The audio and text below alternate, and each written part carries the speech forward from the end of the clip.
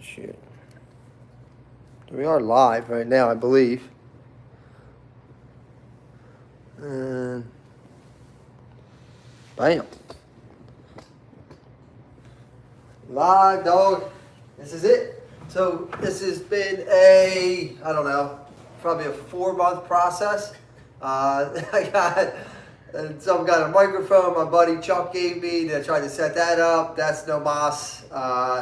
There's a lot of stuff that we tried different times. The sounding sucked. It was just, again, this is probably the 3rd or 4th attempt that we sat down with trying to just interview Scott. The reason I'm interviewing Scott, and I told you before why I even started this, anything but sports. And we're kicking around the ideas of even changing the name to maybe something like, if it helps just one. And that's the motive behind it, is just like, I just believe there's so many other good people in this world. And even watching, like I was telling Scott before this, like watching the Euros, dude, and I see the guy score a goal. And you would think like the dudes in the audience, like you would think they just gave birth to a child. Like I just can't wrap my head around it. I don't understand the passion for it, and I definitely don't understand the passion for the people that play. And like I said, not that these dudes aren't good dudes. I just think like the heroes that we're looking for in everyday life or whatever it is, people to actually emulate and look up to, live around the corner from us. And the driving force I talk about it often was, the guy, Mr. Jack O'Neill, passed away several months ago, who I got the opportunity to coach with, and it was somebody that I should have interviewed. And when I said, like, kick the idea around and start talking to people, Scott, you were always going to be the first dude to come on the show, do whatever. I know you're probably wind up co-hosting it with me. People like you, my mom, who I tell people all the time, just retired after 48 years of nursing, a couple people from work. And there's just so many other dudes. I don't know if you know, my buddy Patty Clemens, Pat. So Pat just actually, did something too, sports related, and ran a race that took about 5 years so he could finish. He finished first this weekend. He got beat in by some dude, a couple different times, 2 years in a row, kept training. It got put off because of COVID. I think a tragedy too. Like a kid might have died down there in some kind of boat accident. I don't even know. And they postponed the race another year. So he trained for that year, didn't get to do it. And he finally last year raced, and the guy that beat him, he kicked the shit out of him. And he actually beat that guy. But there was some collegiate athlete, and he came in second. So he just finished up this weekend, and I talked to him, and a dude like that, to dedicate that time and energy, and that's the stuff that I like. And you've been that dude for me for a long time. I think you know that, and I know I don't want to get into your journey, your story, all that kind of stuff. People know in my life how much I value you and how I feel about you. You've been my guy for the last 13 years, and I'm involved with a lot more stuff as far as out there with coaching, whatever it is, and then people, will give me decent compliments and say nice things about me. It's really cool. You know what I mean? And it's just you almost feel like a fraud at times where it's why me? But if you really want to get to know how I became the man I am today, you got to look at my parents, my wife, the dudes I grew up with, my brothers and sisters, all that kind of, and then, especially when it comes in terms of sobriety, is you. You've been, my teacher for a long time, and even recently I told you about the Jimmy Valvano thing. You know what I mean? They're the kind of relationships that get built up during a process like this, and so I want people to get to know who you are, because again, I think that again, flattering, even saying, oh, he's a good dude and all that kind of stuff. I'm like, dude, you should see the people who I surround myself with. And again, me, I want to give people the opportunity, the platform to get their story out there and inspire not just young kids, even adults to a lot of people act like they crossed the finish line already in some of this shit. And you talked about it before with me as far as a lot of us just spectate. And not a lot of us are actually engaged in doing shit. And you've been a dude since you got sober that's been doing, and without, stealing any of your shine, man, I'll give you the floor, introduce yourself, take it from where you ever want to take it, and we'll kind of have that conversation along the way. I appreciate it. And I'm Scott Vines, and I've been lucky enough to get sober with Sean, and all the stuff he says, like it's super nice and super complimentary. But like the truth is, like I was just taught well by somebody else. You know what I mean? And not only was I taught well by somebody else, but you know, part of that deal from the gate was, you know, I was told that like I'm going to help you out and I'm going to take you through this process and hold, you know, essentially hold your hand through this so you can walk on your own a little bit. And the only thing that's asked of you is that you do this for somebody else one day, right? And that's kind of the key. Like I don't have a monopoly on not knowing anything or don't have the answers for everything, but like you know, I was shown how to stay sober one day at a time, right? And I've been lucky enough to be able to like share that with a couple other guys, which is really cool, man. Like a really like genuinely gratifying process, you know, that I would never have known that would have been that way. Like my whole life was, and I didn't even know it, my whole life was always about me, right? Like most people, you know, and I had no idea how much like joy and gratification would come from like watching someone else like get sober and get alive again. You know what I mean? Yeah. You know, and being able to like share that with you and a couple other dudes is a big deal, you know, and then to be a small part of that, man. Like I don't get anybody drunk, I don't get anybody sober. You know what I mean? I believe, you know, my heart like God and the program do that. But you know, my sponsor told me early on, we would talk about like the ripple effect of AA, right? You know what I mean? And like one dude gets sober, like one guy comes into a room and gets sober, and like the ripples that sends out and the people whose lives that it affect, the mothers that can sleep again, you know what I mean? The kids that have a dad again or a mom, you know, the brothers, sisters, employers, like you name it, like all those things, like the amount of like collateral goodness, if you will, you know what I mean? As opposed to like collateral damage, like the amount of collateral goodness that comes out of like one person, you know, getting sober is like a big deal. I mean, look on the wall behind, you know what I mean? Like it's a big deal. And to be able to like watch that in real time, you know what I mean, transpire over years is like, it's a gift, you know what I mean? And I know you've experienced that gift as well with other guys, and that's cool. Let me see one second. Let me Sure. make sure. Because I think, no, just someone, what's wrong with sports? Nothing, but there's something wrong with you. Elliot, I guess? I don't even know who that is. I don't even know how this I just works. thought like maybe somebody like, yeah, It's popping up. Can't hear, bikes ain't working, something like that. And it's like, of course, like it's Yeah. probably a dude I'm not even friends with. I'm like, yeah, Right, here we go. Elliot, right? Yeah, but you know, I don't know. We get into a little bit about like my story, how I grew Yeah. up. I mean, it was nothing, you know. But even like you're not even like we linked up down in Fishtown, 13 years ago, and you're there before that. We call you the original hipster. Right. Right? I Like was, a kid from I Maryland. was the first dude on the skateboard in Fishtown. Yeah, right? The kid from Maryland, man. Yeah. You know, and that's the beginning of your stories, I guess, coming down here. But long before that, you always talk about that childhood stuff. Yeah, I mean, all the guys I got sober with are essentially like Philly neighborhood guys. You know what I mean? And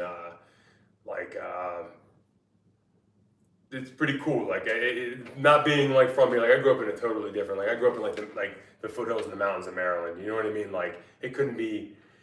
My like, I mean, I had all like southern aunts and uncles and grandparents. Like I'm talking like Appalachia, like coal miner, dirt poor, like mountain, like full on like hillbillies. You know what I mean? Like that's where Baptist, Bible, like the whole deal. And like that's what I grew up with. And I got sober with like Philly rural people and some of the best people in the world. You know what I mean? Yeah. I always say like they're just like West Virginians in the city. You know what I mean? I always say now, like people always talk about Poor Richmond Fishtown, and I'm like, give me back that old neighborhood any day of the week. Dude, I mean, yeah. Any day of the week. And I get into it a little bit later, but I got to see that, like, not only firsthand with my sobriety, but I got to see that when my son got sick.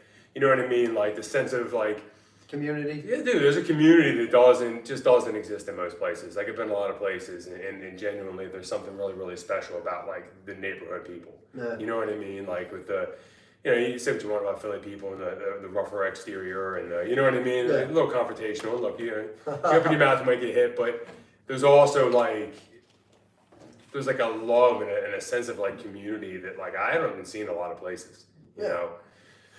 So yeah, I ended up getting sober in a place like Fishtown, you know what I mean? Walked into a basement in a church and at 31 years old, you know what I mean? And didn't know anybody and didn't expect. I had no idea what to expect, you know what I mean? But it sure wasn't this, you know what I mean? Like, I looked around and was like just a bunch of like old dudes in there with like the whole like fish on sleeveless look, you know what I mean? Like, yeah, sandals and socks. yeah, sandals and socks and their sleeves on the t-shirts. Yeah. And the last thing in the world I wanted was like to make any friends, you know what I mean? And most of my lifelong friends now are people they came from that basement, you know, and it's in particular like that basement, Yeah. you know, the first one I walked into. But I grew up in, just real quick, like backstory. Like I grew up in the suburbs of DC in Maryland. Pretty normal childhood. Like I don't have, I getting sober in Philly. You hear a lot of like rough stories, man. Where you're like, dude, your heart breaks. You know what I mean? Like, and it's like, I get it. I get how you ended up. You know what I mean? Like, losing parents and like, abuse and like, I mean, I'm talking brutal stuff. Like really like tragic stuff for kids. And like I had, I had a pretty normal like upbringing. I grew up like middle class as middle class can be, like full on like. I mean, I grew up in like a subdivision like that. You know what I mean? Like it's where I grew up. Like the house we're in right now is where I grew up. You know what I mean? Like a little bit smaller, but like essentially this. You know what I mean? Like and parents divorced when I was little. I was probably 1 or 2. I don't even know. Saw my dad like every other weekend. Grew up in a house with a stepfather, and I don't really remember like. I've tried to like look at a lot of stuff from like childhood and whatever, and I don't really like. It's pretty normal, boring, man. You know what I mean? I was like pretty good at sports, I was pretty decent in school. Like didn't really like got to the point where I wasn't that interested in school anymore. Just like never really took, but did well in all those things. And I don't remember feeling like that different or anything. You know what I mean? Like I don't know. Because I hear people talk about like not feeling comfortable in their own skin from the gate. You know what I mean? Like never being there, and I don't know that I felt that, but. One thing I do like look back on, like at least related to like alcoholism, whatever, is like every guy that I looked up to for the most part of my life always had a beer in their hand. You know what I mean? When my dad would pick me up for my mom's on the weekend, it'd be like Saturday morning at like 8 or 9 o'clock, and our first stop was the liquor store.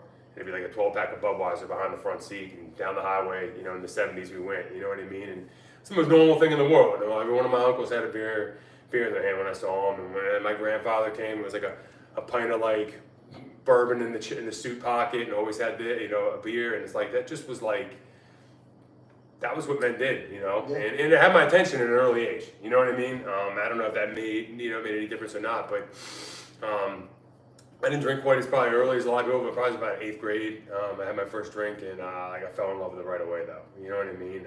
Which is crazy to say. I always say that, right? Like you're saying 8th grade, and like not that early, but like that's the thing. Like I look at 8th graders today, I'm like, you're a baby. My son's going to 8th grade. Yeah, he's a kid. It's nuts because that's what my whole story is. Like my little crew was drinking in 6th grade. I waited until 8th grade. Like waited. Like we were kids. Again, making adult decisions early in our lives and open up doors that we didn't realize we weren't going to be able to close. Yeah, for sure. I mean, it was like, and I was a kid, you know what I mean? Like, but the odd part is, like, I fell in love with it right away, Sean. You know what I mean? Like, it was something that, like, I didn't know I was missing, but it was like, oh, this is what I want to do. Love the way it made me feel. And quickly, over the course of, like, a year or two, like, it became, like what I was interested in, what I put my time towards, what I put my energy towards. It was like go out Friday. Where I grew up, like you get some dude outside of a liquor store to like you give him $10 and he buy you a case. You know what I mean? Somebody to ask him from the car. Same shit in the neighborhood. Whatever. You know what I mean? Like it was kind of that thing, or like you stole somebody's parents' stuff, or whatever. But like a garage hopped and stole some. But essentially it was like someone would get, and then you take a case or two of beer and you go in the mountains. You know what I mean? And like drink. And sometimes there were like field parties, or sometimes it was like Dazed and Confused almost. Dude. Like it literally had like those field parties. You know what I mean? Yeah. And once in a while the cops would show up and one car would get popped and 20 would roll. And, that's kind of how it worked. But like I looked forward to like Friday and Saturday nights, and it became from just Friday to just Saturday to Friday. The whole weekend got longer, kind of thing. You know what I mean? Yeah. And to a point where it was like during the week, and quickly like the things that like were like I was like. Doing that were productive, like school became like academics went way over here. You know what I mean? Like I found what I was looking for quickly. I got with the groups of friends that I wanted to do sports. Quickly went like over here. You know what I mean? And I wanted to drink. And by the time I was in 10th grade, I got sent away to a boarding school. My parents were like, "You're a little bit of a train wreck." And you know, I was there for a year. Got asked nicely not to come back. You know, I was probably the poorest kid in the whole boarding school. I told you, there's something on Netflix that just came out that you went to. That's on Netflix. There's a series. I'll Well, that's the look up next thing. name. Yeah. So went to that boarding school. There for a year, whatever, and came back. Went back to school in 11th grade. And I think we're talking about being in 11th grade. You know, I'm talking about 16 years old, and like I drank like 3, 4, 5. You know what I mean? And started getting into the you know what I mean? The whole thing. Everything comes along with drinking. You know what I mean? Fighting, the behavior, driving, like everything, like just like drugs get introduced yet? Oh yeah. I mean, it was. I mean, I grew up in like that, like you know, it was. I mean, I shouldn't say innocent, because like a lot of dirt weed and like shit you bought in the projects. You had no idea what it was, whether it was PCP or Raid. You're smoking parts of Raid. I mean, we had no idea. Like you'd get stuff like greens and like aluminum foil, and it just smelled like, you know what I mean, like ant spray. And you just smoke, you know. You know, a little bit of acid. It was like the hippie kind of shit, you know what I mean? At the time, it was probably like in the late 80s, you know? Yeah, so my 11th grade year I was just turned into an absolute mess. Just like not a good kid. Like, and then I look back now and I'm like, man, I did a lot of stuff to a lot of people that I'm just like not proud of. Like, I just wasn't a good kid. Like, I wasn't a nice kid.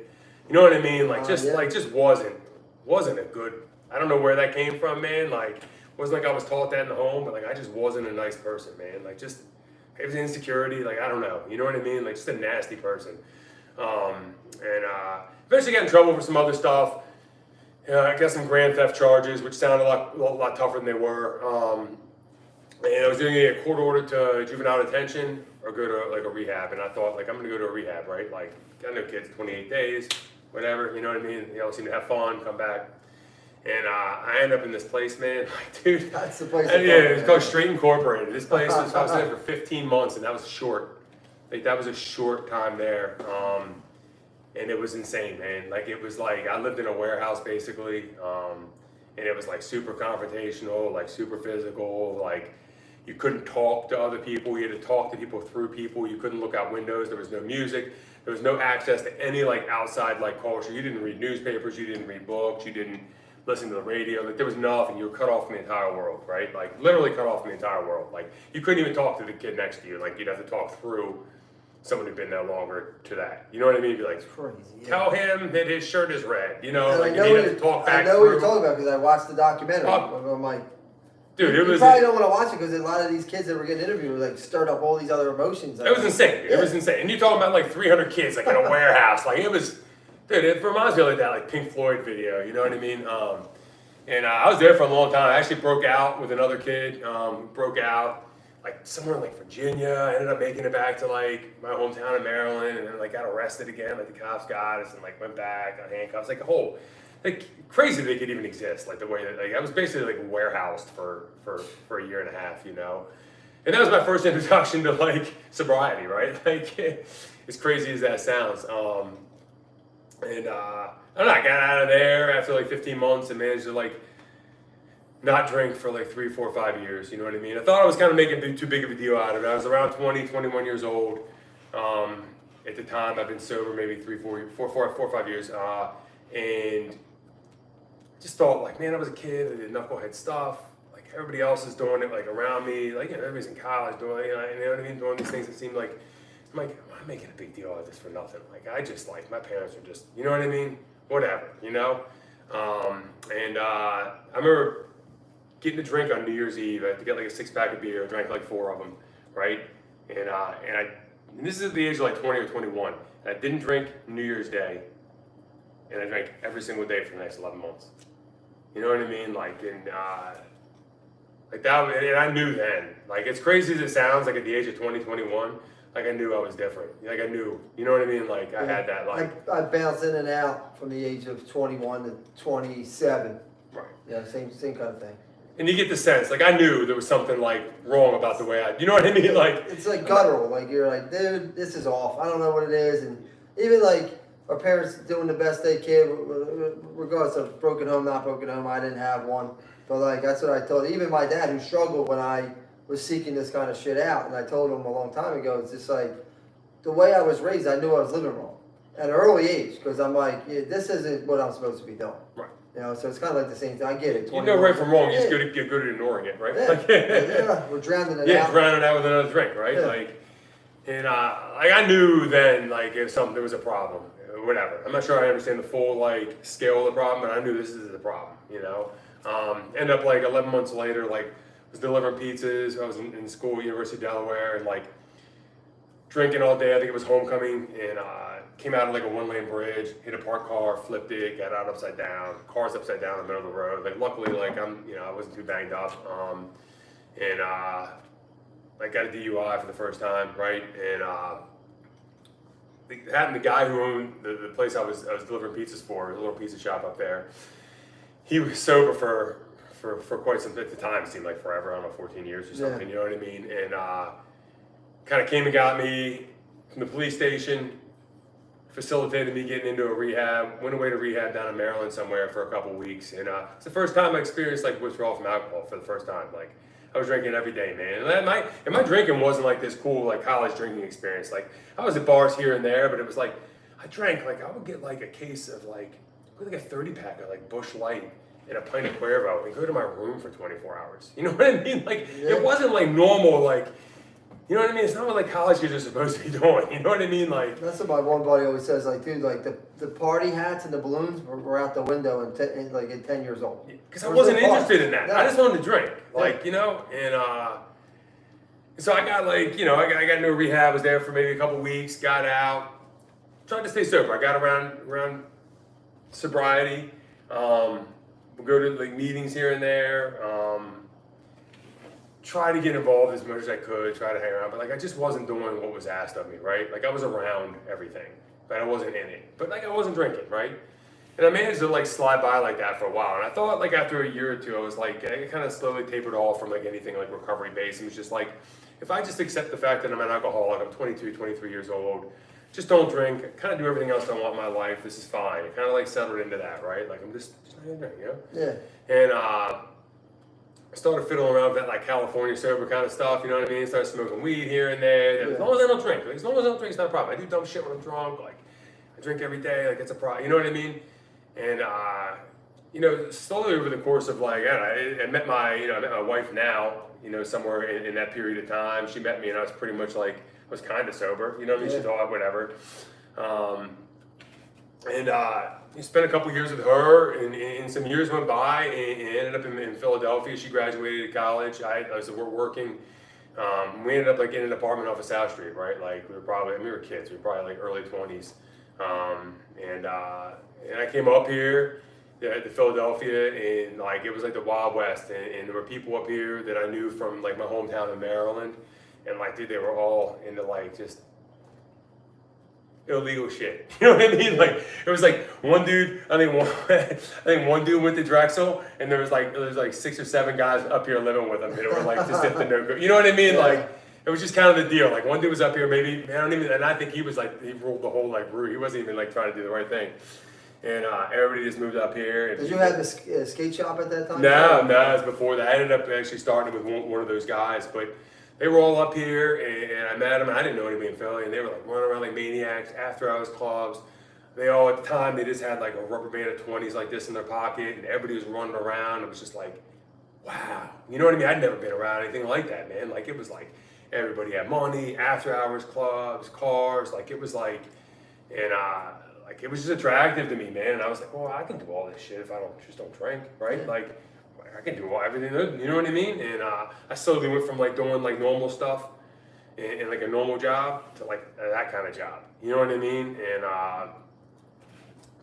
became kind of part of that mix a little bit. And in the interim, started like a legitimate business, you know what I mean? I was just trying to do the right thing. Like my head was like, I was always trying to do the right thing, man. I just couldn't, you know what I mean? Like, and the weed and the other like drugs, like got a little bit of the, and somewhere in that period of time, like is when I got introduced to pills. You know what I mean? I think it was something as goofy as like someone's grandma's like freaking Darvocet. Yeah. You know what I mean? Like it was like, and I didn't think anything of it, man. It was like, give me 1 or 2, and took it and was like, oh. And 2 days later, it was like, give me 1 or 2, and like. before I knew it, like I was off the race with those things. The Darvocets turned into Percocets and Vicodins, right?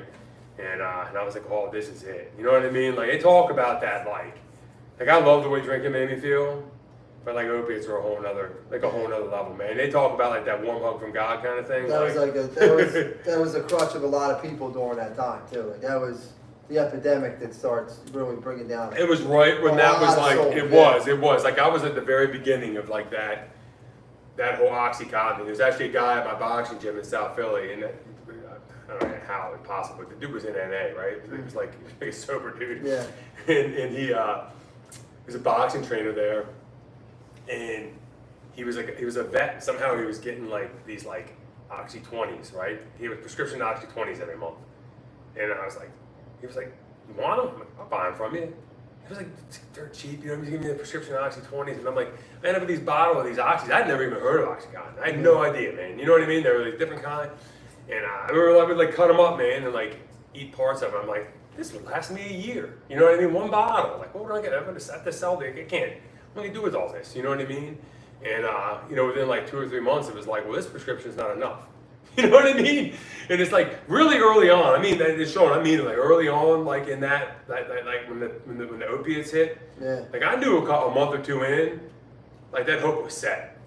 Like I knew I was in. I knew I was in over my head. You know what I mean? It was no longer like a choice anymore, right? Like, and that didn't, you know, it lasted another 3-4 years, but like that hook got set early, man, and I just had no idea. Like you said, you open doors that like it ain't shutting, you know. And yeah. What's it even? I remember Chris S. I guess he don't care what I said, but I remember him saying that before, like the drug addict, the alcoholic, and that's like the great analogy you said. Like you could pull up with like a truckload, a semi full of booze. And even like the problem drinker, let's say, he's going to be like, dude, what are we going to do with all this alcohol?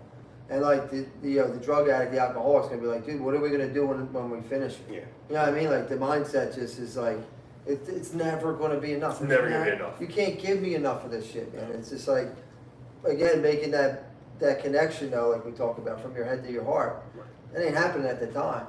No, but I really had a genuine sense, like, because you can admit it, but still drink and drug anyway. Like, oh yeah, I wouldn't stop it. Like no, I knew. knew it was one of those things where like I knew I was in trouble, Yeah. right? Like I knew I was in trouble.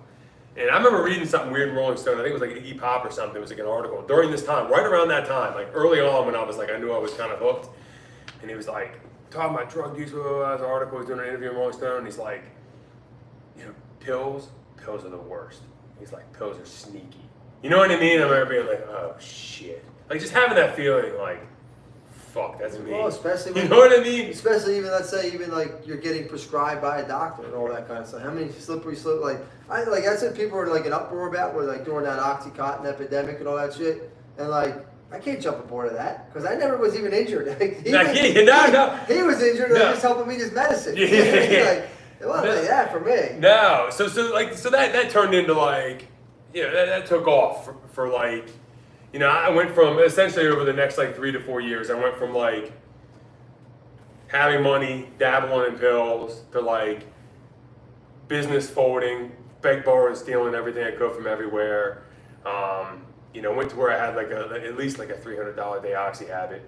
You know what I mean? At least, man, I was eating like 8 to 12 oxys a day. Like, it just, and not even getting high. That's my favorite too. Like, and that sounds crazy, man, but that's where I was at, right? Like, it's a maintain. It's a maintain. And I'm talking about 80s. Like, I'm telling you, some people are to not always get sick. Like, that's the thing. Like, some people rehab, they try to flex. Like, how much was your habit? I'm like, let me borrow $10, and it was $10 more that day. Right? Like, Yeah. It was whatever I had, but it was a lot. I didn't have like shit that was going through my 401k. No, like, I knew the minimum. You know what I mean? Like, I what the minimum was. I just started to get sick. It's not like I'm enjoying myself. No. It's like never enough. Either like trying to go to bed with stashes. You ever do that? And it's just like, it's going by morning, middle of the night shit or whatever it was. It's just like, that's not fun. No, it became like a rationing thing because I didn't want to get, you know, this. You're so scared of getting sick. It's just a nightmare. That chase. You know, that like 2 in the morning ATM, you're like, you know, you want to overdraft? Damn right I want to overdraft. You know, or like you'd hit it and they say like insufficient funds. You hit it and you're waiting for the money to count and you hear a receipt printing out and you're like, that's no good, dude. You know what I mean? That receipt printing out before the money's never good. And like, dude, I just I mean, literally just like ran ragged for like 2 years doing that, man. Like selling everything I owned, stealing everything I could, like just rotten. You know what I mean? And like, and the saddest part about it, Sean, I mean, I had lots of like, you know, crash cars, fights, you know, all the goofy, like whatever. You know what I mean? That comes along with just acting like being an active alcoholic, drug addict. You know what I mean? All that shit was there, bad relationship stuff, whatever. But like, dude, like the world. And I'll never forget this. Like friend Frankie would say, like, dude, the world got gray. Like I woke up one day and all the color was out of everything. You know, it wasn't black and it wasn't white. Like it just, my whole life became this like gray. Like I wasn't even living anymore. Like your soul was gone. You know what I mean? Yeah. And it slowly happened where like I was just existing. And like anything about me that was good was not there anymore, man. You know what I mean? Like I existed just to get high, right? Like that's it. You know, I was the dude who like would hear people going to the morning or going to work at like 6, 7 in the morning through the blinds and hearing the engine start and the door shut outside the rural home in Fishtown and being like, how do they do it? And I'm still up like, you know, I got to take like Xanax to go to bed because I've been doing coke and oxys all night. And it's a Tuesday night, right? Yeah. And then like sleep until like 4 or 5. My wife's coming home from work and I'm like still in bed. Like insanity, dude. Like that, like it's not. Like, this isn't some like Hollywood lifestyle. You know what I mean? Like it was fucking pathetic, honestly. And it's crazy how like, you know, even to normal folk, like it's like you just can't walk away. Couldn't. Yeah. Couldn't. It had my mind in a headlock, man. Like I couldn't get away from it, man. And so I started this series of like, I knew like, we get those like moments of like, I'm stopping, you know what I mean? And I try to get signed into these rehabs and detoxes, to really detox because I didn't want to be part of rehab. Yeah. So I go to these detoxes and go for 2-3 days and they give you Suboxone or methadone and I'd be like, I'm good. You know what I mean? And the day I got it, and they'd be like, you want to do anything? You want any aftercare, IOP? You want to go to rehab? Blah, blah, blah. Good. You have a plan? Nope, I'm good. I got 3 days. 3 days, dude. 3 days. And I'm telling you, the day I got out, every single time I got high or drank. Yeah. Like I didn't last a day ever. You know what I mean? Because I didn't have a defense against the drink. Like I literally, that thought came out of my mind, and it was more powerful than anything else, and there was nothing I could do about it. It just, that's how it was for me. You know what I mean? Like I don't know how that is for anybody else, but like when it was there, it won. Well, that's what I said. Like by the end of my drinking, it was always like my mom and my were like, "Why do you keep picking this up over us?" And it's just like it's not even a contest. It's a landslide victory. Every time I was high, I wanted to be sober, but every time I was sober, I had to go get drunk and high. Like it was just I didn't have a choice. No. As much as I was going to the bathroom and getting something to eat, and like I gotta go, dude. Like it's going to tell you if I'm going to work today or not going to work. Or I'm going to work late or made every decision for me. Yeah, dude. I'm telling you, like, lose your soul, right, is like an understatement when you're dealing with all that kind of shit. Yeah. You weren't running, I wasn't running the show anymore. I really wasn't, man. Like, it just was like, you're in the hands of the receiver. And I had these moments to try to, like, but I just couldn't get that, like, that breakthrough of, like, really, like, genuinely wanting to stop. There was always another $20, or there was always another, like, I'm not stopping getting high if I got $1,000 in the bank. Like, this ain't happening, dude. Yeah. Like, it's not even on the table. No. You know what I mean? Like, I didn't have that ability, man. You know, like I lost the power of choice, right? Yeah. And so I did a series of like detox rehab. 2 weeks before I got sober, this is going back to 05. It had to be the beginning of April of 05. I went to Living Grand, and my wife was away for work, because she's still doing law and had a normal job. And she was, I think, in California. And I went to Living Room to check myself in. They said they had a bed open, called PHSI, got all that squared away, went there, and was honest in the intake with the nurse, and she was like, "We can't medically treat you." Like, she had to turn me away. Like, you can't. And I was doing a lot of like methadone at the time. I had tried to get on the clinic, you know, dude, like, just bottom. Like, and I would have been, in this insanity, I would have been fine being on a methadone clinic the rest of my life, man. Like, that seemed like a break to me, and not have to have that chase.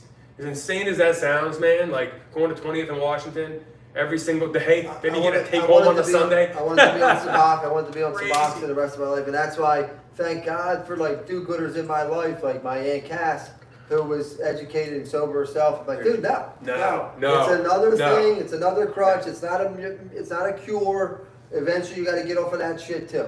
And it's just like, and that's why I always tell people, yeah, like even these people that take Suboxone now, whatever, it's like, are you asking these doctors like, well, how do I get off it? Like, what's the timeline, all that kind of shit? Because I took Suboxone and detox. How long? 4 or 5 days. That's it. Yeah. Like, we talk about it, right? Like, when you go through that, like, you don't get to live the way we lived and come out of it unscathed. You're going to pay a price. Oh, yeah. It sucked. And like, I think Suboxone had just started. They had it in like or detoxes. Yeah, it wasn't like a prescription thing at the time I got. It was just like on the radar. I think I actually, like, the last time I was in Livingren, I used Suboxone for the detox side, but it wasn't like something you just went to a doctor and got at the time. You know what I mean?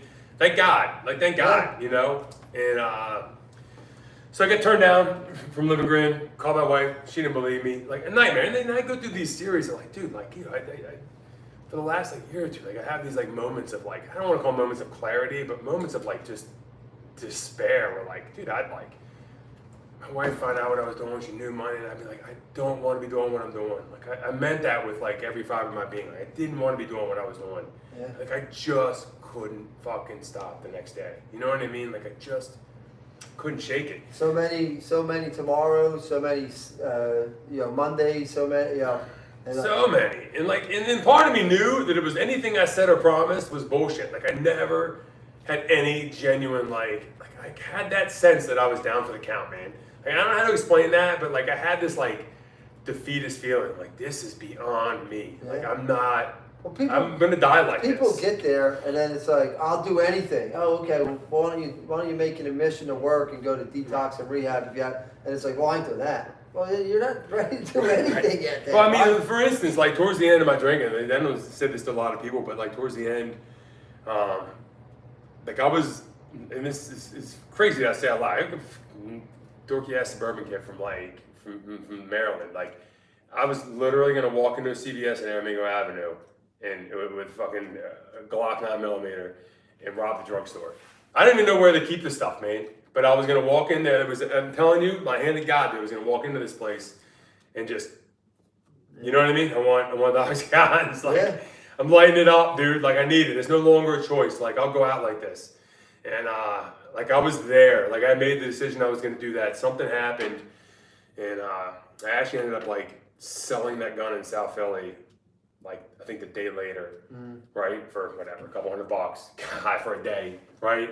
And then, and that was right around the time that, like, that I go in, like, maybe after the Livingren thing, before my next trip in. So, like, 2 weeks after I got denied treatment at Livingren, I called BHSI again. They said there's a bed at Livingren. They said go there. I had a different nurse. For some reason, they didn't have record of me being there. I lied about the way I was drinking and drugging, and they took me in, right? And that was probably, it was April 23rd of 2005, right? And it was a Saturday night. And the crazy part about this, like is that, like, that day I drove up there in this, like, beat up, like, K10 Blazer, no inspection stickers. I'll get to that later, but, like, I think I had like a bag of dope in the car, right? Like, I had like a little bag of dope in the car, one left, right? And at the time I started, like, snorting heroin, like, you know what I mean? Like, like, whatever. I didn't know that. And, like, dude, it wasn't like I snorted because, like, I didn't know how to shoot up, or I would have shot up in a second. Like, I didn't grow up in that world. I literally went into a CVS to buy needles, and they were like, well, you need a prescription for that. I'm like, what do you mean? I was going to buy needles at a CVS. Well, that's the thing, like again, I didn't know. Even when you talk to, like, I get to talk to high school kids, whatever I'm doing, my last run was a 2-month run, where I tried heroin for the first time.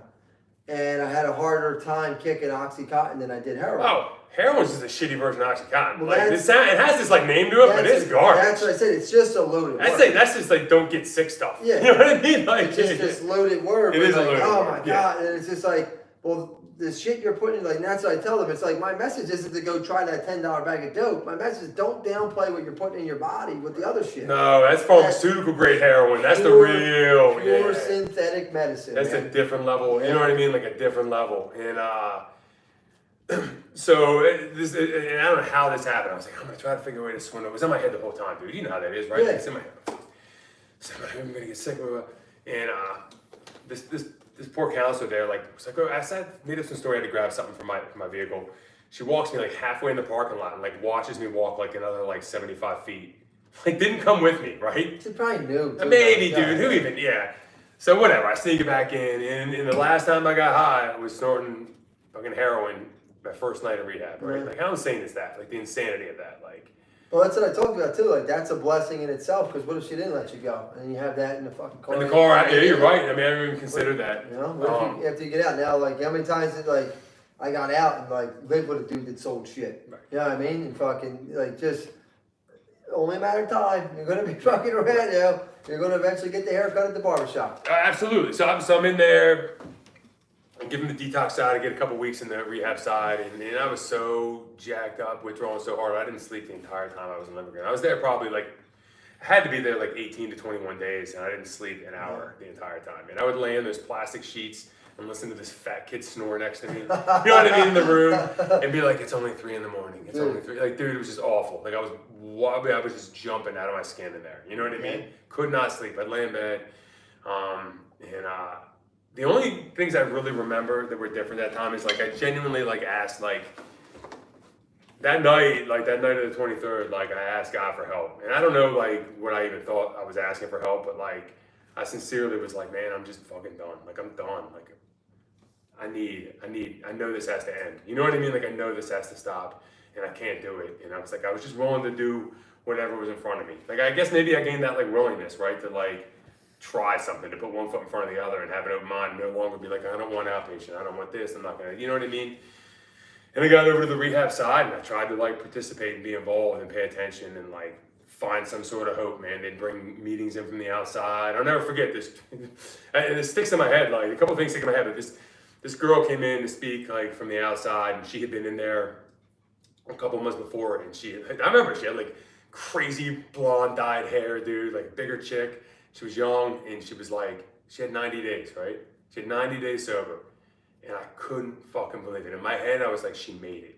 Like this, like to me, like, you know, sitting in there with like 8 or 9 days, I was like, holy shit, she made it. She made it. Yeah. Like she made it. And like just get those little bits of hope, right? Like the little things that keep you like, and then I was like, okay, like maybe I got, you know what I mean? Maybe I got a shot.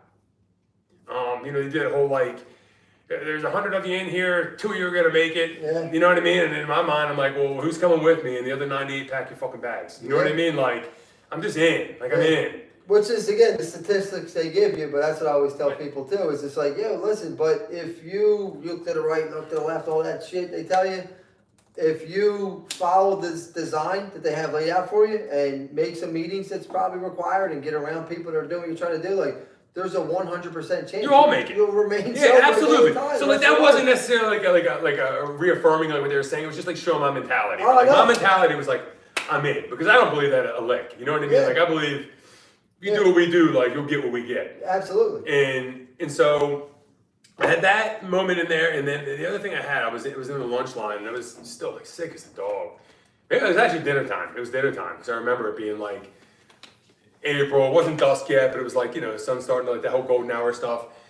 And this lunch lady or cafeteria worker opens the back door and you see her like leaving from her shift. And she was walking out the car and the door was open and you could see it from the line. I'm standing with a tray and I'm watching her walk to her car and get in and then drive away. And I was like, man, I would do anything in the world to trade places with that lady. Like, and I meant it with like every fiber of my being. Like, I want to trade. And it was like that she didn't need a drink or a drug every day. I had that thought in that line right then that like, I know there was a time in my life when like I didn't need this, but like I can't remember what that feels like. And that's crazy to say. Like I know when I was a kid or like a certain periods, like I wasn't addicted, you know what I mean? Like I can't remember what that feels like, that freedom. You know what I mean? Like I was like, I want that freedom again. Yeah. You know? I know it's crazy now, like now being on the other end of it, like I can't recall that kind of pain anymore either. I know what you're talking about. Like people are like, oh, if you don't remember, you're like, I can't recall that. Yeah. That was a fucking I had moments where I do, but I don't walk around with it. No, that's the thing. And then the blessing of it all is just like, dude, like, I can't imagine my life going back to any of that kind of shit. Any of it. No. Like, I don't dress up to fucking pot. I don't dress up just to drink. I don't dress like, dude, it's just like, no matter what, it's not a matter if, it's a matter of when. Shit will hit the fan with fucking me. Whatever it is. I don't want it. And it'll rob me of how I feel on everyday living, of the experience of family and friends and fuck. But I didn't partake in life as much as I ever did until I got sober. No, and that's the thing that you just can't understand until you get sober, Yeah. right? Because I would hear, when I was in early sobriety, I would hear my sponsor and his sponsor, these like older dudes, they've been sober quite some time, like talk about like, if you could drink and get away with it again, would you? And they'd be like, I don't think I would. And I would be like, early sobriety. What? Are you talking about? Like, Yeah. if I could drink with impunity, you know what I mean? Like, Yeah. I couldn't even wrap my head around that concept. And like what you just said about like everything else that comes in as a result, like I get it now. Yeah. Like I wouldn't if I could, but it took a long time to get there, right? Like, Yeah, because even, I don't know if it took a long time, but it even- took getting sober to get there. even drinking drunk, like I love the way it made me feel. But like, I even said it the other day. Like I would say it at a meeting, it was like fun and problems, and that's what the one lady shared. Is she's like, it's like an illusion of fun. And it really is like an illusion. Like it gave me this pseudo effect of what I thought I was supposed to be doing. Even like in the good times or whatever it was like I've never got the overwhelming sense of joy and gratification of living and experiencing daily shit in my life today. Like a drink never did that for me. Yeah. A drug never did that. It gave me good times and like laughs or whatever the fuck, but like to actually wholeheartedly be present and like I always say, like experience the fucking belly laugh of a child. And it's just like I didn't know what I was missing. Like I just spent a week in Maine with my family, and like that I've never felt like that on a drug. Yeah. You know what I mean? I had moments there where like I'll never, you know what I mean? Like Yeah. the contentment, you know what I mean? Like the genuine contentment, like that's not something. All that I ever did was rob of that. Really, like it took me farther and farther away from anything like real. Yeah. You know what I mean? So whatever, I get out of there and I stayed. I was 31 years old at the time. I stayed sober since. In April was 19 years, right? 19 years this April. Yeah. So I mean, it's just making me old, right? Like, Yeah. I mean, I'm like the age of the dudes when I came in, when I was like looking at, you know what I mean? Like, I'm like, wow, like, yeah, it was, I came in and I jumped right into like the program getting sober. You know what I mean? I Yeah, did but it up. even when I like again anything but sports, and Right. that's for Ethan or Elliot or whatever, right? Like whatever. Yeah, like, Elliot. the thing is, it's like a lot of shit is because I've been a sports guy my whole life. I love sports, but like I just look at it in a different avenue aspect. When you got sober at Living Green, like you couldn't run around Living Green one time without getting. No, I literally, we were like on that like basketball court out back, and I couldn't jump off the ground. I don't know if it's methadone or said I was like 250 pounds. White kid. Yeah, right. I was a 250-pound white kid with a methadone habit, but Yeah. I couldn't. I remember being like freaked out. Like I couldn't jump off the ground. I mean, I don't know the last time I took a jump shot was. Probably wasn't a while because it was all oxys and Jim Beam, but like I couldn't jump off the ground. Like couldn't get off the ground. Yeah. It was insane, dude. That's nuts, right? Right, I couldn't. There's the building itself. I'm not talking about the campus. I'm talking about like the main building. I literally couldn't make it around that main building without stopping running, which is insane, dude. Yeah. But I just was like, I was even there. I was like, let me just get busy trying to better myself. Like, do the next right thing was in front of me. I would like run half of it, walk half of it, run half, just trying to like work towards something. Man. I started working out in rehab because the restless leg, right? Can you how we do it? And I was like, I couldn't sleep either. I used to have people there ask counselors if I could go lay down because I didn't sleep. I was up for probably close to 3 weeks to a month.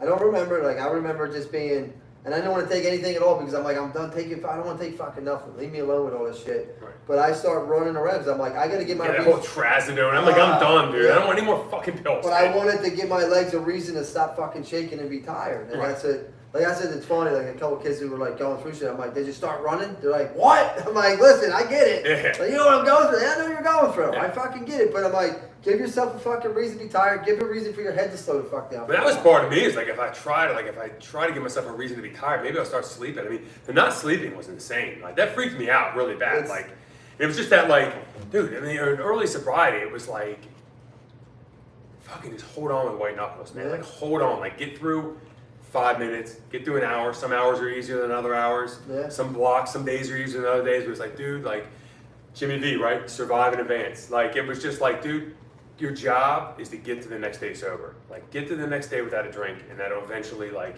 it's gonna open up. You know what I mean? Like it's gonna get easy. You're gonna start sleeping. Like I had that like.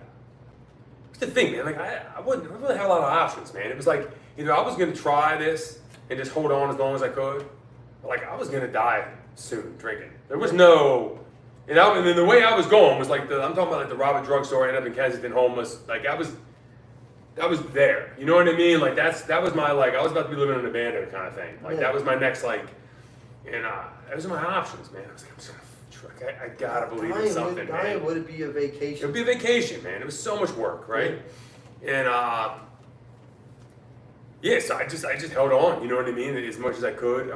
Came out, got involved, and I got lucky. Like I just got lucky that I went to like an awesome place with a good group of people in a 12-step program. You know what I mean? And like didn't know I was finding home, and I found my home. You know what I mean? Like just continued running, became an ultra marathon runner, right? Yeah. So I started getting into running. Then I remember I meeting like Frankie's cousin PJ, and he told me he ran a marathon. I'm like, a marathon?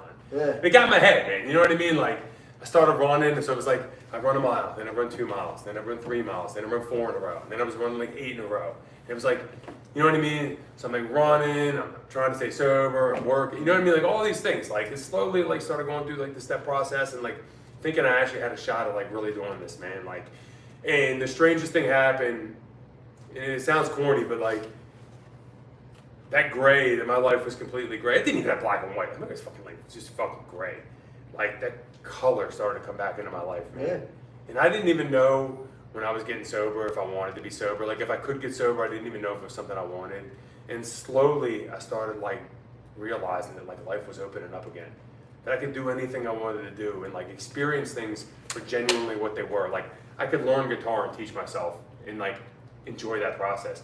I could start running and pick any distance and start running ultra marathons in the mountains and like started doing that. And I was like, I don't have to pretend I do shit anymore. Like I can really do shit. You know what I mean? Like you sit in a bar store or whatever, and some like whatever, and like talk about something. Like I'm doing things. Like I can do anything that I'm interested in. I can do now. Well, that's what I would say. Like we all were gonna. We're all gonna fucking do whatever. And that's what I said. Like I could go to the bar today, and I'm not like beating people up, whatever it is. But there's gonna be people there that I'll pull up a seat next to and be like, dude, where you been? I haven't seen you in 6 months. Dude, it's been 13 years, bud. Like I just, you know what I mean? Like, cause when I was in that mix, it was like nothing was happening and everything was happening. Right. You know, life was big. My man, I think she calls it the barstool dreams. Right. Where you're talking all that shit, and it's just like. Well, you almost have to lie to yourself to live that life, right? Yeah. Like it's the only way you can make peace with it, right? Yeah. Like, yeah, I was 31 years old, which now in retrospect seems young, but like, I mean, at 31 and being like, dude, I'm a fucking loser. Mm-hmm. Like getting sober and being like, everybody, you know what I mean? Like other people are like, have like jobs, finish college, you know what I mean? Like kid, you know what I mean? Like, and I'm like, dude, I'm like, I just got a living grid, dude. I was in Kensington Detox 2 months ago wearing paper clothes. You know what I mean? Like they're handing me paper clothes to put on. To make ourselves feel better, we call ourselves alumni. Yeah, exactly. That's it. Alumni, like fucking Malvern, Yeah. Living Grid, Florida Center for Recovery. And like, look, that's not like, that's not the most palatable thing in the world. You know what I mean? Like it's hard. Like it's one of the things like that. Like not only like fighting to like not drinking every day, but it's like there's the wreckage. Like there's the outfall of like everything that I did. You know what I mean? Surround me. Like it's like look around, man. Like you've caused all this. You know what I mean? Like you're in this hole, and you brought other people into this hole with you. You know, and I mean, you just grab a shovel and start digging your way out, right? One day at a time. That's all. I mean, it's all it is. It's all it is. And like if you look at the guys that came, I specifically like looked at the dudes that came before me, and just believed they were where I was and they weren't now, right? And I'm like, man, if I just keep digging one day at a time, like I believe I'll get there. I don't know when, you know what I mean? But I believe I'll get there. Like I just genuinely bought into them. You know, like, and thank God I wasn't cynical about that because I was cynical about a lot. You know what I mean? But like I wasn't cynical about that. Like I found that hope. Like I really did. Even when I bounced in and out for all that time, it was more like of a me shit, not anything. Like I've always believed and appreciated and felt what it had to offer. When I would go to these meetings, I was like, yo, I believe, like I just, again, something spiritual happens when one alcoholic talks to another. Yeah. Okay, it's a counselor I worked with called it the phenomenon of identification. Like I believed in all that, but like still wasn't totally convinced that I was an alcoholic. And thought like, nah, if I could just leave these people alone or not do this on the weekends and stay away from perks and, you know, and it's just like, again, I didn't want to give up booze. I didn't want to give up alcohol. And like my story was in and out with all that kind of shit, trying to successfully drink. And do like I just couldn't do it. Right. You know, and thank God for that journey because it doesn't play up in my head at all. Like, maybe I could just drink today. Like, I tried it. I tried it. And that's what people do. No, I don't listen. I know what I can and can't do. Even like the weed shit now that's coming, it doesn't matter if it's legal. Like I can't do it. It don't matter. That's the thing is like knowing the truth about me. Like I don't know what you know what I mean. Like I know my truth, dude. Yeah. Like I know. And I don't sign off on anybody either. Like they're looking like, dude, do whatever. Go ask somebody else. I don't care. Yeah, you'll find the answer you're looking for, but it ain't gonna give it to me. But it's funny, even the dudes that like start getting involved with that kind of shit, they drift away from like sobriety. And it's not that you don't love that person, or it's just like you're not doing what we're doing anymore. Right. It's just different. It's hard to relate. Like it's weird. It oddly disconnects you, and it's like. You can almost see it in people, like they're gonna find the answer they're looking for. They're gonna shop for that answer, right? Yeah. It's like, but you ain't gonna get it from me. Yeah. Like, you know what I mean? Like, I'm not gonna. No, good luck. Yeah. Good luck. And I really genuinely mean that. Like, I don't want to see anybody ever suffer under the lash of it anymore. But it's like, I'm not dressing it up. I'm not fucking like, oh well, he could do it. Maybe I know my story tells me I can. Yeah. Like I'm good. Yeah. You know, but you want to roll the dice, have at it. Yeah. And I don't. Usually doesn't end well.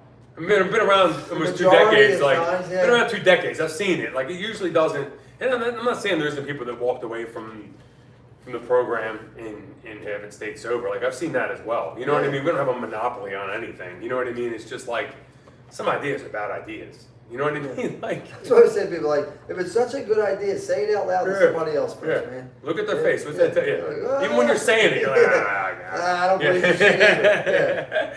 So anyway, I start to get sober. Life starts to like happen, and it's like good shit, man. Like I just fall, and then I fall in love with like sober life, man. Like genuinely, like as crazy as that sounds, like I feel like I was given like you know what I mean, like an unmerited gift.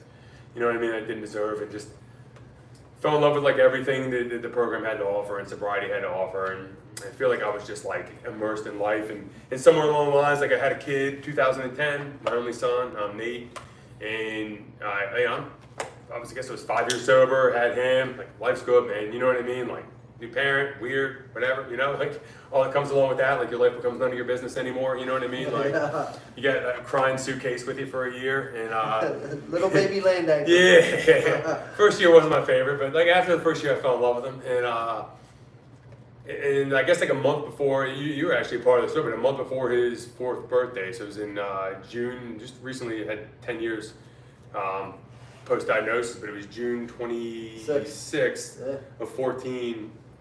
I get a phone call, I'm getting ready to go for a run, meet a couple dudes, run over Valley Green, and I was literally like getting out of my car and the phone rings, and it's my wife, and she's like, she's freaking out, and she's like, we got to get Nate to the hospital, I think he has cancer. Like the day before, that morning we had taken him because we thought maybe he was anemic or depressed or something weird was going on with him. And we thought like he had low iron. We saw a doctor, and she must have suspected something rather, and got a blood test and got the blood work back that day, and he like tested positive basically for having lymphocytes like leukemia. And I guess there's not a lot of ambiguity in that. In retro, like I didn't know anything about this at the time, but I get this phone call out of nowhere on like a Tuesday afternoon. I'm 9 years sober, and actually you were probably the first person I called, and you met me in my house and drove me to CHOP, right? Like, so. Maybe like arguing with ambulance people and stuff, and like I got punched in the side of the head. Like our entire world got like turned upside down in like an instant at 9 years sober. You know what I mean? And crazy. And I remember being in there, and there's like 2 attending physicians coming into we were in the ER room still, and they're doing more blood work and whatever, and waiting for like some doc to do like pathology on the blood work. But they're basically like, I'm like, is this like, what are the odds that this isn't this? And there isn't really, like, this is this. You know what I mean? It's just like, what degree of this is this? Really, is like kind of what you're, and they take you like into whatever room they take you into there, and someone sits down with you and basically tells you like, your kid's got cancer. You know what I mean? Like, and we don't know what stage it is, leukemia, or it's not even stage it with leukemia. It's like, there's like varying degrees of risk, like average, low, and high risk. You know, what kind of leukemia is it, ALL, AML, whatever. And then our whole world went upside down. Like I lived in the hospital for like a month. You know what I mean? Like we went up and so like we went upstairs to 3 South. So there's 2 cancer wards up. There's like 3 South and 3 East for all the kids. And we're in 3 South, and it was so packed that we were in a freaking we're in an examination room, dude. We like slept that night in like a room because there's so many fucking kids up there with cancer, right? And it was just so sad, dude. Like, and I'd never seen that, man. Like, I'd never Like, I knew, like, old people got cancer, like, typical. You know what I mean? Like, Aunt Peggy had colon cancer and she's fine, or, you know what I mean? Like, whatever. Or that dude's mom died. You know, I'd be like, I didn't know anything about this world, man. Like, I just didn't. And it was, like, instantly, it was just, like, you're in this, like, heavy chaos. You know what I mean? And, sleeping on a cot in this examination room, and you're waiting to wake up from a dream, right?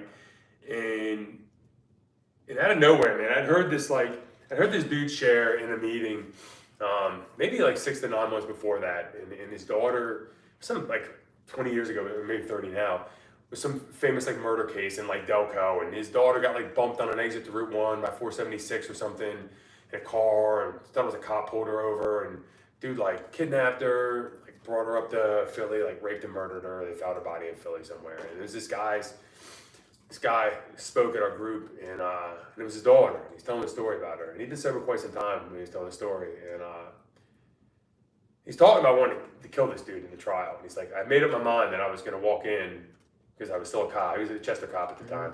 He's like, I made my mind I was going to walk into the courtroom and shoot this dude in the courtroom.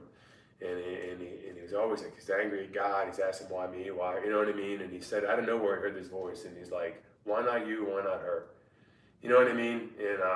And he said that when he was sharing in the meeting, and I was like, I'm on the edge of my seat going, you don't hear that story that often, right? Like, yeah. And I remember being blown away by this dude going, why not me? Why not her? Like, how do you get there from that?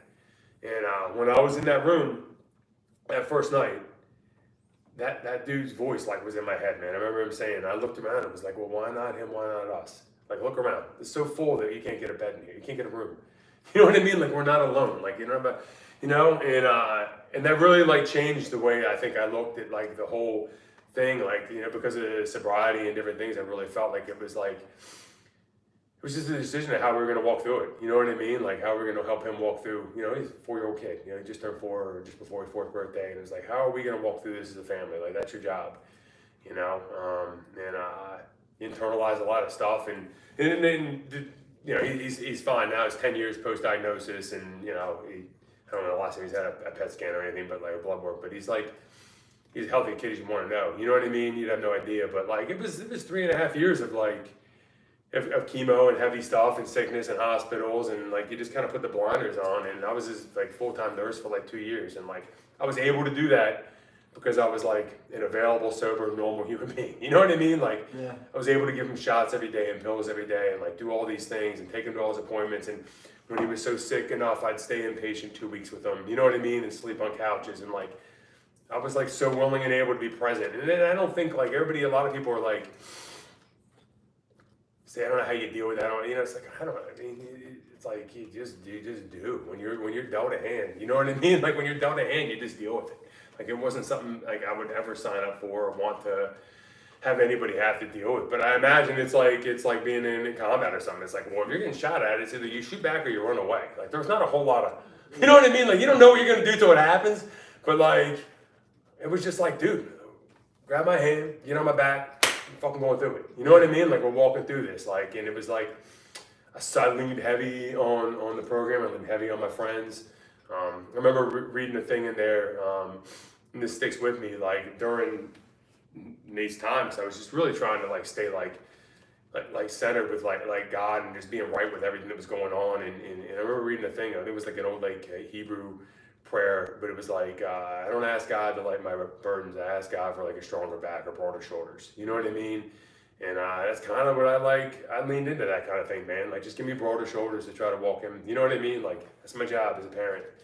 And, like, luckily, like, he went through it and he's pretty unaffected, you know what I mean, for the most part by it. I don't think he remembers a heck of a lot. And we never made a victim out of him, you know what I mean? Never made him feel like he was... Treated him like any other kid, but even the cool part, and that's what I brag about him probably more than you guys. I know you guys keep it modest, but, I mean, he started biking, following you when you're running, and he started skateboarding because he couldn't be indoors, right? He couldn't be indoors, flu season, all that kind of shit. He had a weak immune system. Couldn't get germs, always immunocompromised.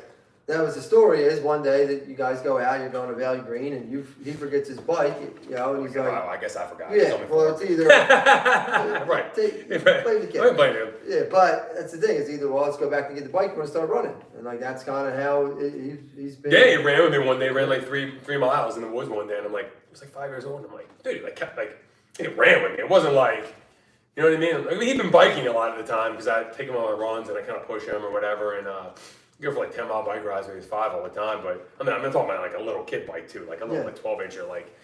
And he started running. I tried to never treat him like he was sick because I didn't think I was gonna help him, Sean. You know what I mean? Like he was already behind the 8 ball. Like he couldn't like.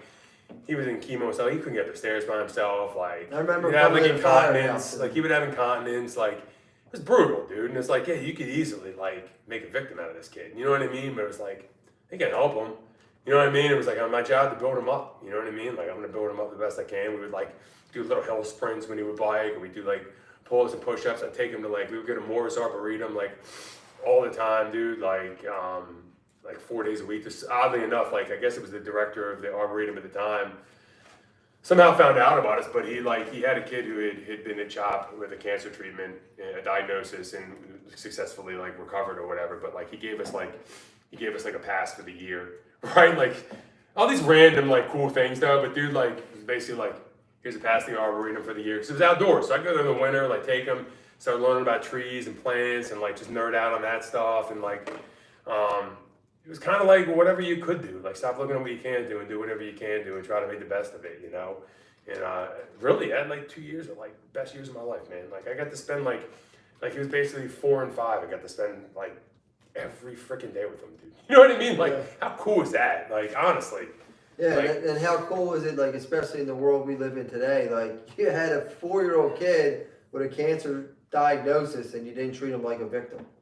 You know how many people are fucking encouraged to lean into the victimhood mentality? I don't. It's just like it's something new. Like that wasn't a thing when I was when I was brought up. It's fascinating. I don't understand it. How it became anything. And I don't understand how it helps anybody. Like at the end of the day, like I don't understand how that helps anybody. Like I want you to feel like you're stronger because of it. Not that you're. You know what I mean? Like I want you to feel like you're totally capable of doing it, whatever the fuck you want to do. Whatever you want to do. The problem is there's so many people that kids encourage them to settle for dog shit. And they have no idea what they're capable of doing because they settled their whole life. Well, that was the thing that blew me away too. Is like how capable kids are if you just like allow them and teach them to do stuff. I feel like. Well, that's because and Angelina ran track this year and she's running a mile in kindergarten and people are like, oh, it's a big deal. I'm like, well, you should see my buddy Nate. I'm like, go check out my buddy Nate's kid. I'm like, the kid ran his first marathon at 8 years old, 3 hours, 30 minutes, right? Like, and you probably held him back a little bit. I did. For the first 10 miles, he dropped me. He dropped me at like mile 9. Yeah, but that's like, you gotta go. Like, you don't even know what these kids are capable of. And like, we did a lot of really cool, like, it sounds like, so you say that a lot, and you're like, the kid ran like a marathon, like 8 or 9. It sounds crazy, right?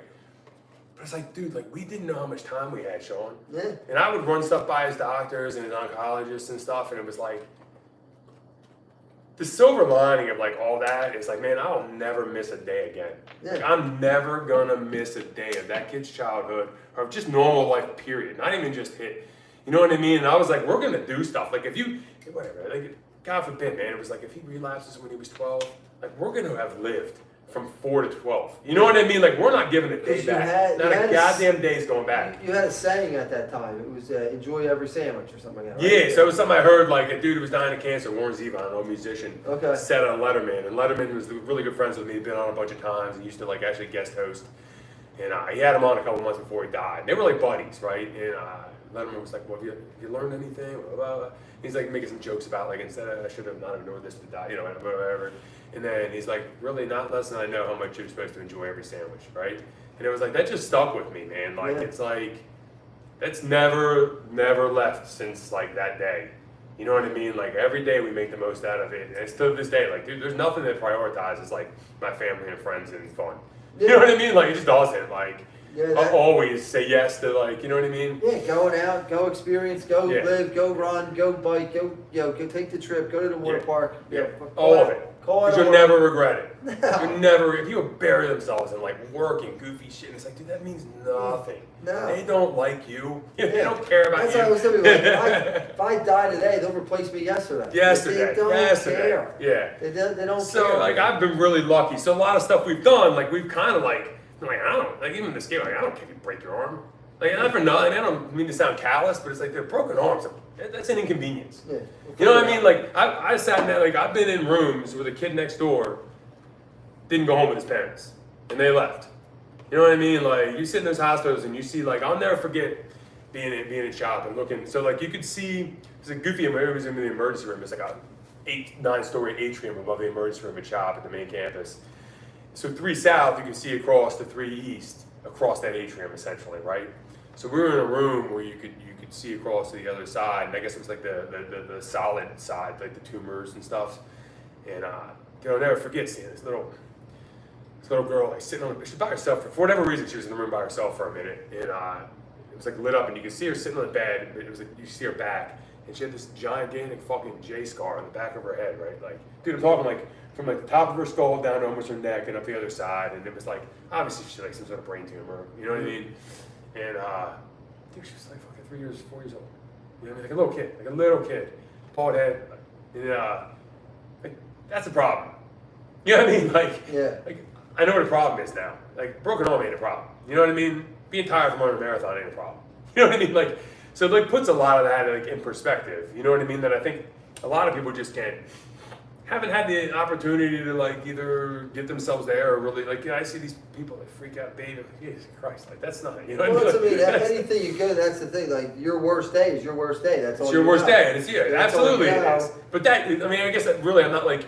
It's just explaining why we've done some of the things we do. Because like I've seen some worse days where I'm like, this. We'll be okay. It puts in perspective. Yeah. It's not a big deal. Yeah. And that's what's, you build it up to however you build it up. Right. And, something like that. And that's why I said when you hang around, the rooms of recovery and going through a process and a program and you're involved with all that kind of shit, you kind of get your life checked on a daily basis where like you're sweating something and there's a guy there talking about burying his kid, and burying his daughter, and you're like, what am I worried about?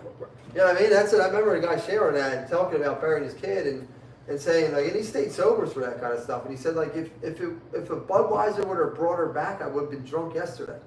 You know what I mean? It's just like, but it ain't reality, man. Well, and the thing is, like, I knew even when he was in treatment and we were in that world for those 3 years, like, I always knew we were the lucky ones. That sounds crazy, right? Yeah. But like, he ended up having like average risk AL, pretty much staying pretty consistent with his treatment as far as the schedule goes. And it was like, we were one of the lucky ones, man. Like, I knew that. Like, I knew we had a shot, like a good shot. You know what I mean? And it's like, it's a big, you know what I mean? Like, I walked out of there, like, even the outpatient with the chemo treatments and whatever. Like, I knew we were lucky. Like, it sounds crazy, but I always felt grateful.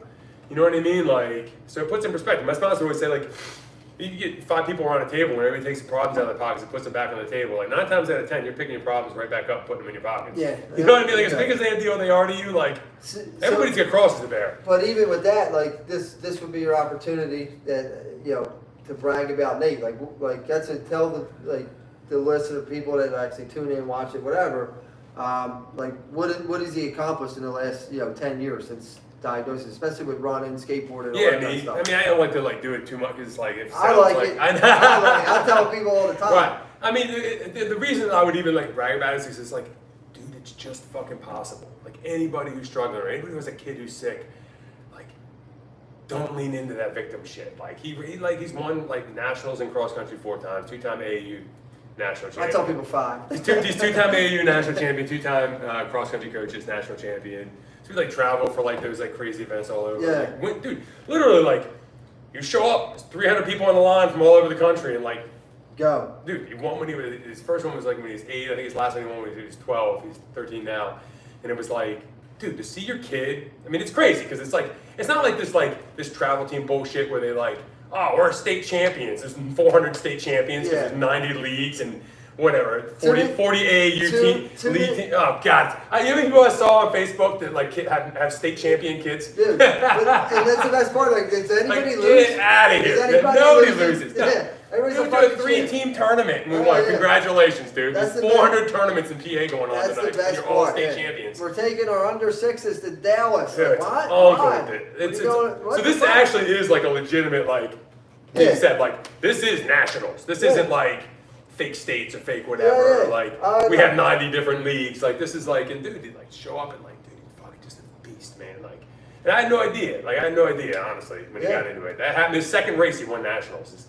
No shit. Yeah, second race he ever ran. Because he was doing everything with you. He was doing everything with me, and somehow we jumped into like a regional tournament at the very end through like Kathy. Yeah. Kind of turned me on to something, and he won the regional, and then somebody was like, dude, you got to take this kid then. And I'm like, it was like in like November. I'm like, dude, we're going. Like, I'm going to Indiana for running. It's for one race. Like, they're like, no.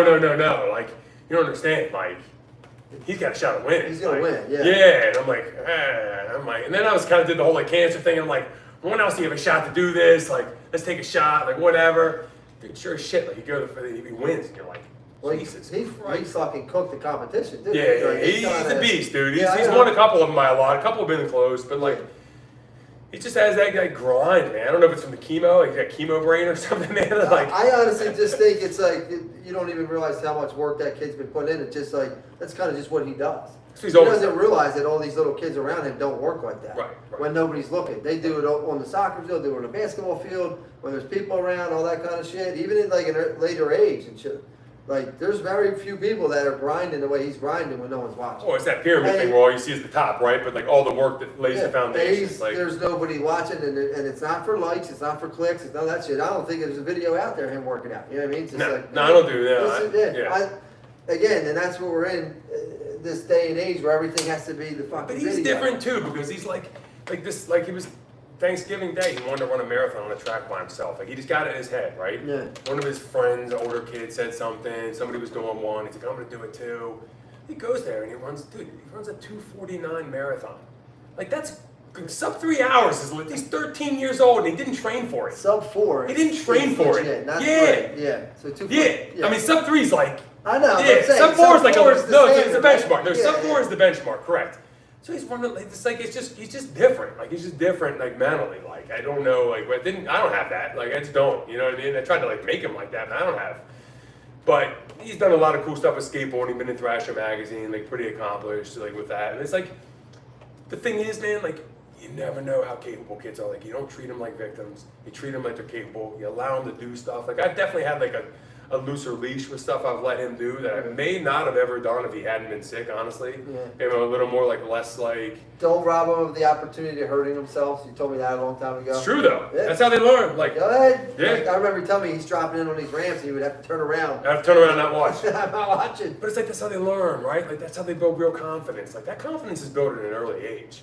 You know what I mean? You can see it in the kids that are 14 that like want to be something, but they don't have that confidence. You can see it in them. You can read it on them. It smells. It reeks. And it's a shame, and it's like, build that in them, man. Like, build that silent confidence into them. Like, and that's what I would say. Like, even when I started getting involved with coaching, I always said, like, the workouts, like, it really wasn't to get in shape. Like, you'll get in shape eventually playing soccer, whatever you're doing.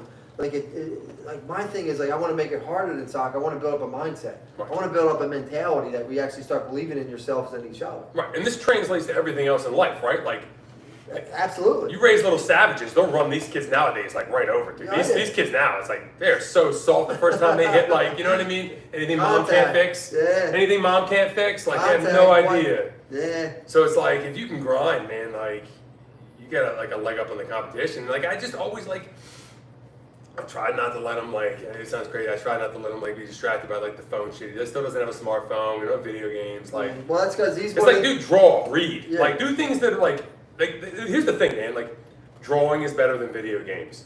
Reading is better than TV. Yeah. You know what I mean? Like, exercising is better than a smartphone. Like, those things aren't the same. Like, I don't care what anybody says, man. Like, one thing is better than the other. Yeah. You know, and more gratifying, really. Like, more cathartic. Like, long term. Like, these are better for your mind, for your soul, for like who you are. Like, talk to people. You know what I mean? Like engage with other human beings. Like even kids that are older than 8, like they don't even know how to engage in conversation. Right. And they're good kids. They're not bad kids. It's just that the phone and the text and all this shit. And I just remember even being like watching sports maybe 10 years ago, and it was like maybe the Celtics versus the one big championship game. And these young kids were like 3 rows off the fucking court side, and every one of them had their phone like that. And I'm like, you're there. You're there. You're already there, bro. What are you doing? Well, it's like, you want to end your kid's childhood? Put a smartphone in their hand. Yeah. That's when it stops. Yeah. And it's like... Because there's also, like, dude, that's the Wild West, man. Like, it's a whole other, like, topic, but, like, Dude, you have, you know what I mean? Like, don't underestimate like how much influence that has. Absolutely. It's the smartest people in the world engineer that thing to get their attention. That's it. They want their attention constantly. So if their attention's on that, their attention isn't going to be on. No, you know what I mean? Like, go to work out for an hour. Yeah. It ain't there. Yeah. Go draw. Like you said. Like that's why I said. Like my kids are always just going to be engaged in something, whatever it is, whatever sport. You can play piano. You can be on stage. We're doing stuff. Right. You know, let's go figure it out.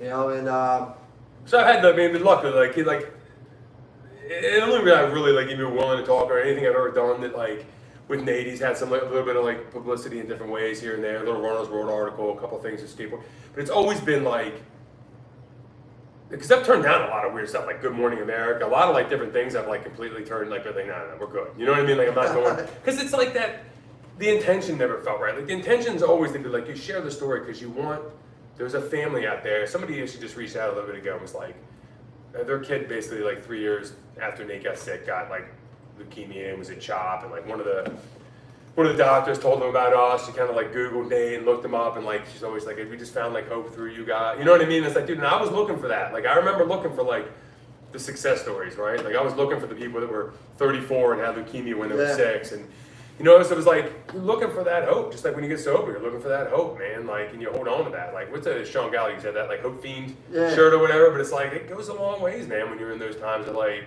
you know what I mean, darkness or heavy stuff. It's like, and that's the thing. Being involved with sobriety, it's just like there's an analogy in some book that my aunt sent me a long time ago. It's like you're in this dark room with the flashlight. And like you could point over to that light switch and like almost guide that person to turn on their own light. You know what I mean? Go ahead, man. Like this is where it's at right here. I'm telling you. Yeah. You don't have, the path is done. The path is laid out. You don't have to figure it out. But like anything else in life, not just sobriety, like a kid getting diagnosed with cancer, it's the same thing. Like I just want a little bit of hope here. Right. A little bit of light, and you know, again, if you can't find the hope in a story like that, it's just like. And that's why I think it's important that we're sitting down today, start talking about Nate, your life, you know, Mama D, Danielle, man, and just kind of like, I love. I'm the luckiest. I feel like that Lou Gehrig thing, like, I feel like I'm the luckiest guy in the entire world, man. Like, honestly, like every day, like, I sometimes like, and it's not like you hear that like beyond your wildest dreams, but like, dude, I'm like a day hasn't gone by in like the last 19 years for the most part. That's 18 years. Where I haven't been like profoundly grateful for the life I've been given by sobriety, man. You know what I mean? For being present and everything. Like I no longer like want. I don't know everything I do this. I don't want shit. Like I have everything I need is right in front of me, man. Yeah, I'm good. That's a gift, dude. Like I'm good. You know what I mean? There's not like things that I want or I need to be happier. I see people like chasing stuff or looking like for that next thing. It's like, dude. All I want is time with my family. Investments and money and cars. It's just like for what? So you can try to buy something that you can't get with money. I mean, that really like it's fool's gold, man. Like, what you like? Everybody wants to be secure. I get that, but like, what are you chasing, man? Like, what's that thing you're gonna buy that's gonna change, like in here? And really just make you, I've arrived. Yeah, I'm a kid. I'm good, dude. Like, I'm cool, bud. Yeah, no matter where I am, you know what I mean? And that's what. That's why I thought it was important for people to hear you, because like, if you wanted to get to know who I am, like, here's one of my teachers. This has been my main guy since, you know, I got sober 13 years ago.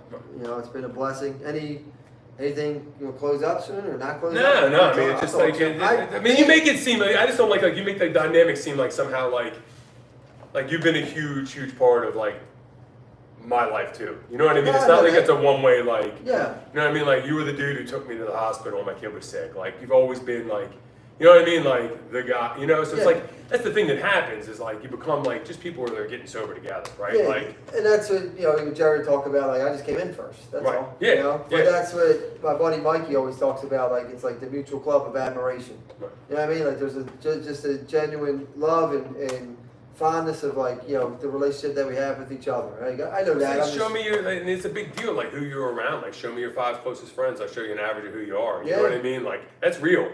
Yeah. You know, like what you feed, what you consume, like in your life, like is what you are. Yeah. You become that. I think 2 guys like me and you are kind of more well equipped than anybody else to kind of just sit down, start interviewing people and getting to know, you know, people, their experiences, their journeys, whether they're sober or not, and just kind of, you know. Ordinary people have extraordinary stories. You know what I mean? Like they do. Like you don't know what's under. Like everyone has. You know what I mean? And it's like I'm more inspired by like the average Joe than some dude who's he's been kind of like pampered his entire, you know what I mean, life and career. He like, hits a home run. He should have made a baseball. Congratulations! So, I know cool, it's so man. hard. How do you do it every But day? even when you make that disconnect finally, which I told you it happened to me in like 2020s, I love sports. I was all in on sports, and it was just like, even when like the Eagles win, and all, like honestly, like if you really step back, like this is it. Who fucking cares? Who cares? Is your life changing No at all? effect on my life None. whatsoever. It's more important. You're not from Philly. Yeah. Like none of you are from Philly. Maybe Swift or whatever. Right? Like none of you are from Philly. He got traded anyway. Yeah, there you go. I don't even know. Yeah. Yeah. You know what I mean? Like, what is this? Like, who are we rooting for? Yeah. Bryce Harper, good dude. You're from Las Vegas. What the fuck? Yeah. So that's. How do you represent the city? That's what I really like. I think it's more important as like a local coach to win a district championship. That's cooler than the fucking like the Phillies. Well, I've been to win some a of the thing. like when you coach like PCL stuff. Like I've been to some of the like soccer playoff stuff, and it's like, man, that's the pure version of sport. Like I can get down with that. Those kids are in it. Yeah. Like every one of them to a T. Like everyone there, all the fans, dude. It's different. Like there's a pure there's energy. bragging rights involved and all that. Kind of shit. It's not like there's no money. And But I told you before, like I won I think it was my second year coaching with Roman. It was fucking awesome, really cool. It was neat. But I remember being on the sidelines, like this is it. Like I was always about like, oh, let's win the Catholic Championship. Never came close to sniffing it as a player or any of that kind of stuff. But like the special moments that stick out is really like the experience with those kids and going through that whole process of like, you know, the training camps and getting to know them from like their freshman year to their senior year and all that kind of like that's isn't that really like the story of like, I mean, it's the kind of a life thing in general. Like, I mean, you hear guys who come in, well, you know, they're 90 days sober and they want to be 10 years sober in a day. And it's like, dude, you're robbing yourself of the journey. Like the magic, like all the magic's in those years in between, like that journey. You know what I mean? Like that's really where like the bread and butter is, right? Yeah, it's again, I think this is a cool platform to start doing this kind of shit and getting the word out there for like, you know, people like you and like-minded people and different experiences, backgrounds, whatever it is. It's I think there's a lot of people out there that maybe need a little bit of hope and inspiration, and you've been one of them dudes for me, and appreciate you. No, bro. All right, man. Let's wrap it up, and we either just had a conversation by ourselves again, Hey, we even know this recorded. or even live the whole time. I have no idea. Elliot's watching. Yeah. It's cool. We did 86